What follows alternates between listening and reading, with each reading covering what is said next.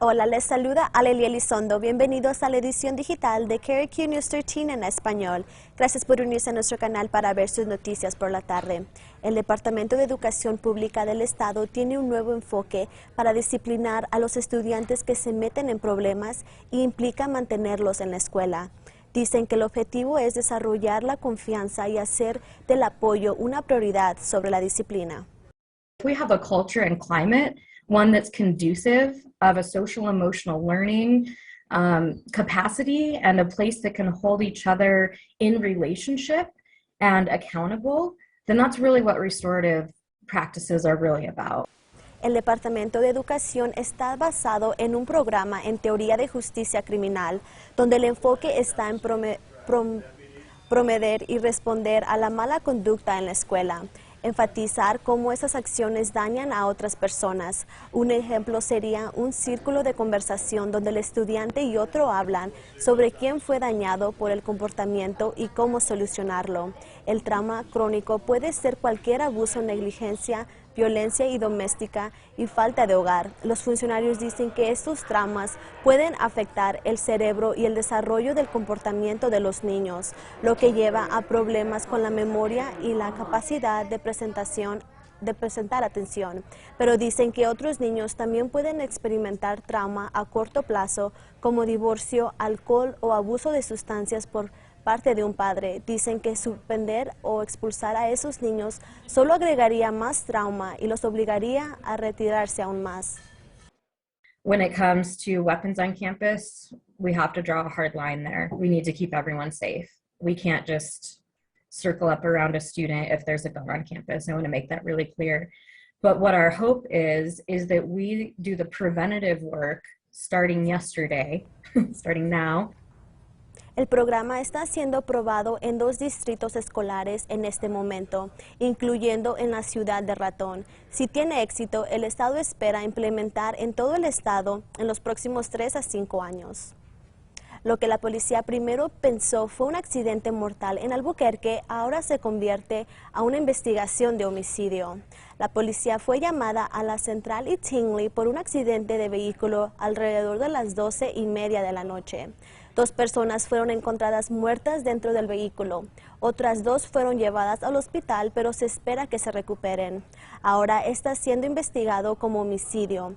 Los oficiales también respondieron a un segundo accidente cerca de la Central y Río Grande. Ahí encontraron un vehículo desocupado que había chocado. Los detectives dicen que están tratando de determinar si ese choque fue intencional. No dijeron si creen que los 2 choques están relacionados. El FBI dice que han visto un aumento en el número de amenazas de tiroteos en las escuelas de Nuevo México este año.